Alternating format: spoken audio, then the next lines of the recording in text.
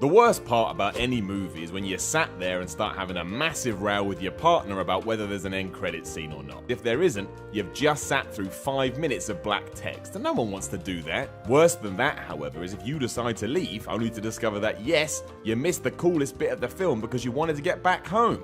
Or you really needed the toilet or something. But hold it, man.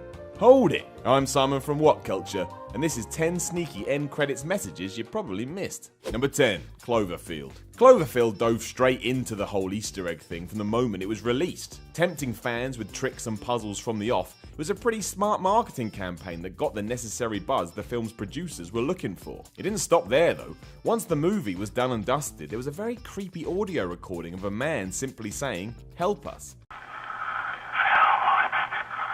Understandable given a giant monster had just wrecked the city. Some assistance would be pretty good. The sneakiness came when you played this clip backwards. Switching gears almost entirely, the audio snippet now comes across as, "It's still alive." Firstly, that's a great way to hint at a sequel, but secondly, who the hell is listening to these things backwards? That's weird.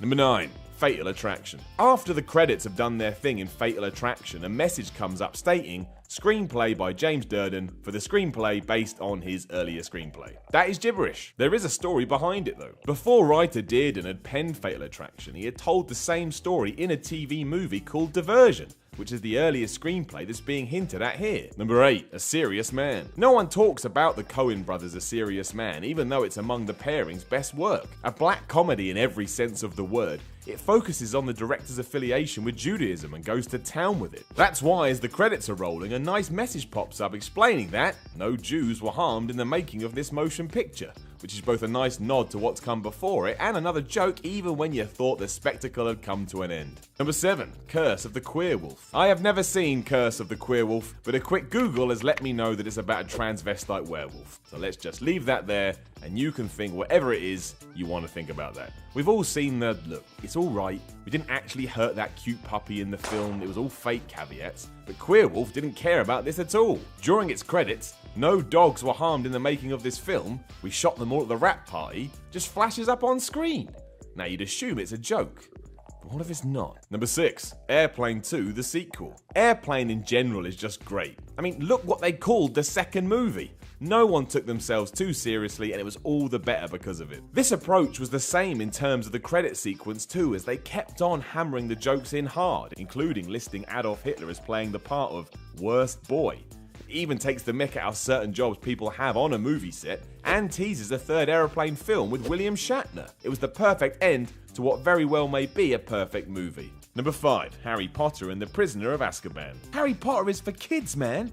And here the producers are just making up smut, I tell you. But the end credit sequence in Prisoner of Azkaban does revolve heavily around the magical Marauders map. During the movie, we learn that the map reveals the location of Hogwarts' students and staff, and kinda gives us a hint at what they're doing. During the credits though, we can clearly see a pair of unnamed students who are a bit too close for comfort if you ask me. It's being inferred that they're canoodling. And that is not cool. Number 4, Pulp Fiction. This one is just taking the idea of an in-joke too far, but trust Quentin Tarantino to be the person to pull such a thing off. During the scene where Tim Roth blows away a coffee shop owner, the original lines from the script were cut off.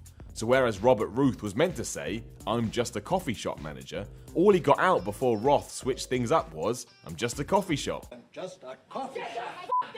So guess what Ruth's billing was during the credits? That's right, that he was a coffee shop. Number 3, Bambi meets Godzilla. Another movie and another set of producers, directors and all manner of folk who are up for a laugh during the credits. Why? Well, the makers of Bambi meets Godzilla thought it'd be a hoot to thank the city of Tokyo for allowing the monster to appear in their movie. You know, as if he was real or something. Number 2, Mission Impossible 3. When J.J. Abrams confused everyone's brain with Lost, you think he would have just left it there and got on with his success.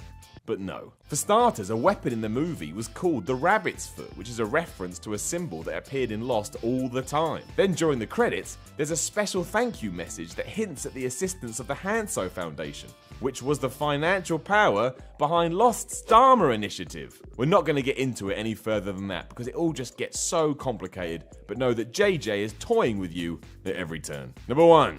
This is Spinal Tap, one of the greatest comedy movies of all time. This is Spinal Tap took one final shot at its audience when things were drawing to a close by reminding everyone during the credits that the band Spinal Tap is fictional and there's no Easter Bunny either. Funnily enough though, the band is now very much real and have been on tour countless times and released a lot of albums.